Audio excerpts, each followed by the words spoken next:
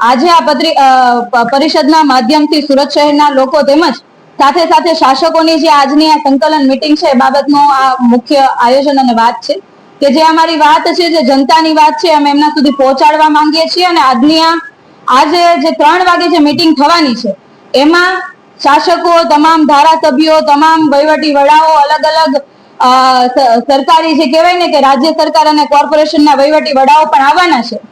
એના માટેની આજે અમે પત્રકાર પરિષદ દ્વારા એમને ઘણા બધા સવાલો છે પૂછવા માંગીએ છીએ.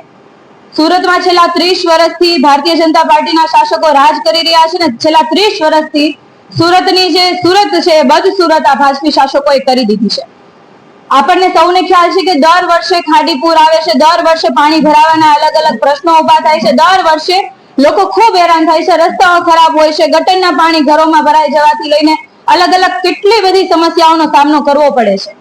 ખાડીપુર આવવાથી માત્ર 2 દિવસમાં ખાડીપુર જતું રહે, લોકોના ઘરોમાંથી પાણી 3-3 દિવસે ઉતરી જાય અને પછી દવાનો છંટકાવ કરીને આ શાસકો ફોટો સેશન કરતા હોય છે અને મોટી વાહવાહી લૂંટતા હોય છે. ને જ્યારે આવી સંકલન મિટિંગો થતી હોય તો એમાં કયા પ્રકારની ચર્ચા તમામ ધારાસભ્યો કરતા હશે? આ તમામ જે આગેવાનો જે પ્રતિનિધિત્વ જે કરે છે સુરત શહેરની અંદર, તો તમામ લોકો કયા પ્રકારની ચર્ચા, કયા પ્રકારના આયોજનો કરતા હશે? ખૂબ મોટો સવાલ છે. આ વર્ષે ખૂબ પાણી ભરાયા, ખાડીના પૂરો આવ્યા. દર વર્ષે આપણે જોઈએ છે કે કોઈ ને કોઈ વ્યક્તિ પોતાનો જીવ આ ખાડીપુરની અંદર ગુમાવે છે. ગંદકીની અંદર લોકો રહેવા મજબૂર થાય છે, તરસ્યા ભૂખ્યા રહેવા માટે મજબૂર થાય છે, ટ્રાફિકનો અસહ્ય સામનો કરવો પડે છે. આવી ખૂબ બધી સમસ્યાઓનો સામનો સુરત શહેરના લોકો કરે છે. આપણા સુરતની અંદર આશરે જોવા જઈએ તો 53 કિલોમીટરથી પણ વધારેની ખાડીનો કાંઠો એટલે કે ખાડી પસાર થાય છે અને આ ખાડી